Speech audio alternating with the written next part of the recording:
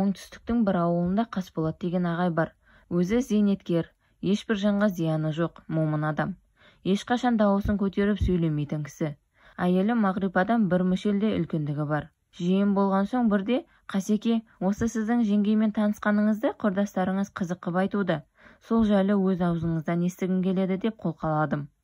«Жиенжан, білгің келсе айтайын. Менің де басымнан өткен оқиға біреуге қызық болып көрінетін шығар» деп насыбайын атып жіберіп әңгімесін бастап кетті. Аскерден келгеніме 10 шақты жыл өткен кез. Ауылда трактор айдаймын. Ата-анам қолымызды ұзартып, келін түсірсейші деп күнде құлағымның құртын жейді. Оның үстіне құрдастар да мазалап қояр емес. Өзі ұялшақ адамға әсіресе қызбен сөйлесу дегенің қиынның қиыны екен. Бірде бір туысымның үйіне шөп түсіріп бердім. Ол кезде туысын ғана емес, дос-жаран, көрші-қолаң, тіпті танымайтын адамдардың да шаруасын ешқандай ақысыз тегін істеп бересің. Тек алғыс батасы мен асын қойып жатса бір жартысын ішіп кетесің. Тек өтініш айтса болды, орындайсың. Орындамасаң ұят. Шөпті түсіріп болып, телешкімді қайта жалғап, енді кеткелі тұр едім. Өсекші жеңге үйге кіріп, шай ішуімді өтінді. Жеңгейді ренжітіп алмайын деп ішке кірдім. Сөйтсем осы үйдегі мектепті биыл бітірген қарындасымыз техникумға оқуға түскен екен. Ол кезде техникумға түскен деген үлкен мәртебе болатын. Ал институтқа түсу Рабайда ғана болатын жаңалық еді. Сол қыз кішігірім той жасап, жастар бешірі болып жатыр екен. Үлкен залда пластинкамен әйгілі Абба мен Хаттуба деген музыка ойнаптыр.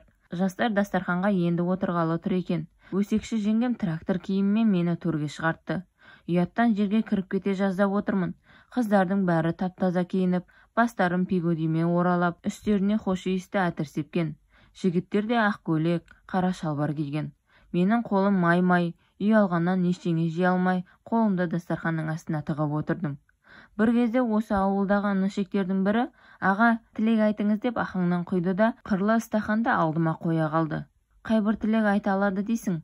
Қарындасым, оқуда озат бол» деп тартып жібердім. Сәлден соң тағы құйылды. Әп-әдемі қызып алған соң алдындағы астан ала бастадым. Байқаймын, дастарханның сол жақ жиегінде топ-томпақ, көзі доп-домалақ бір қыз маған көз қырын салып отыр екен. Ішке ақаң кірген соң батылданып әлгі қызбен сөйлесейін десем, арамызда 5-6 қыз жігіт отыр. Бір ыңғайын тауып, «Қарындас, атың кім?» дедім төрде отырып. Анадай жерде отырған қыз дауысымды бірден естіді де «Мағрипа» деді. Одан кейін сөйлескеніміз жоқ. Жастар дастарханнан тұрған соң билейміз дегенде үйге барып киініп келгім келді. Үйге келе сала анамның легенге толтырып қойған кірін түн ортасында сабындап тұрып жуа бастадым. Қолымның майы кетті-ау дегенде киініп алдым да өсекші жеңгейдің үйіне тартып отырдым. Келсем бешір тарқай бастапты. Сырттағы жігіттер бір жарты пішенкені жұқалап отыр екен. Орталарына алып бір стакан құйды. Тартып жібердім де, «Мағрипа деген қыз қай жердікі? Руы не?» деді мінішектерден. «Жалағаштікі» деді. «Руы мөңке». «Ол кімнің үйіне келген қыз?» «Осы үйге». «Маған сол қызды шақырып беріңдерші. Тракторшы ағай келді десеңдер өзі шығады» дедім. Мағрипа көп күттерген жоқ. Үстіне ұзын етекті, белбеуі бар әдемі көйлек кисе, аяғына каблук аяқ киім. Мен басыма ақ қалпақ, аяғыма платформа туфлимен кала-кала шалбарымды киіп, қолыма костюмымды іліп шықтым.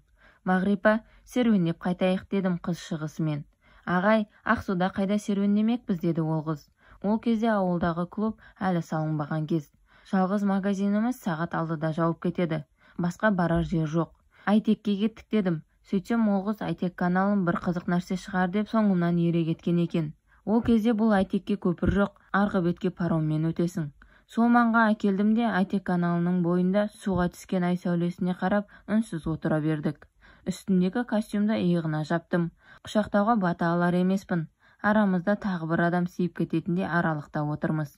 Қыз жігіт болып ерінен сүйіп алайын десем, өмірі сүйісіп көрмеген басым қалай сүйісу керек екендігін де білмеймін. Ол да білмейді екен. Не істерімізді білмей отыра бердік. Маса болса жаудай, алақанымызбен қағып-қағып отыра береміз. Әй, сол түні Айтек жағасындағы 2-3 мың масаны екеулеп өлтірген шығармыз деген Қасекең бір күлдіріп алды да әңгімесін одан әрі жалғастырды. Темекіні қайта-қайта тартам. Онсыз да әңгіме айта алмайтын адам қыздың қасына келгенде мүлдем тілім байланып қалады екен. Ішімдегі бәле бойымды қыздырып барады. Бірақ шыдап отырмын. Бірдеңе десем қызды үркітіп алам ба деп қорқамын. Өстіп 1 сағаттан астам уақыттай отырдық.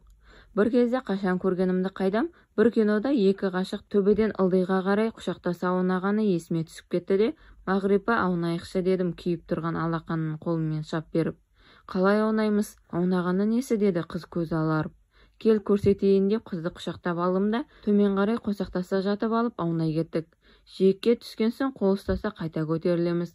Төбеге шығамыз да төмен қарай қайта аунаймыз. Үстіміз әбден былғанғанша аунадық. Шамамен 10 шақты рет аунадық-ау. Сосын үйге қарай қайттық. Нағаш әке, сүйіскен жоқсыңдар ма? Жоқ, тек аунадық. Қызық екен деп күліп жібердім. Бала дейтіндей бала емеспін, 30-дан асқан кезім. Қайдан білейін, өмірі қызға барып көрмеген басым, не істерімді білмей жасаған әрекетімнің түрі ғой. Егер ішімдегі ахаң мен әлгі кино есіме түспегенде, аунауды да білмейтін едім ғой мен сорлы деп, жастық шағындағы еш қоспасыз әңгімесін айтып берді. Содан кейін ол қызбен кездесіп тұрдыңыз ба? Жоқ, енді қалай үйлендіңіз? Өсекші жеңгемнің үйіне жақындап қалғанда, маған әйел боласың ба деп едім, боламын деді. Олай болса, ертең үйіңе кетпе, мен сені осы үйден үйіме алып алайын. Әке шешемнің шымылдығы дайын дедім. Қыз не деді дедім тағатсыздана. Иә деді. Осылай үйленгенсіздер ме? Иә, қандай керемет. Жұрт сияқты шалтай-балтай болмадық, бірден үйленіп алдық. Әркімнің басындағы тағдыр бір кітап дегені рас-ау. Былайынша қарасаң ешқандай да романтикасы жоқ сияқты болғанымен, өзінше таңсық қызық оқиға.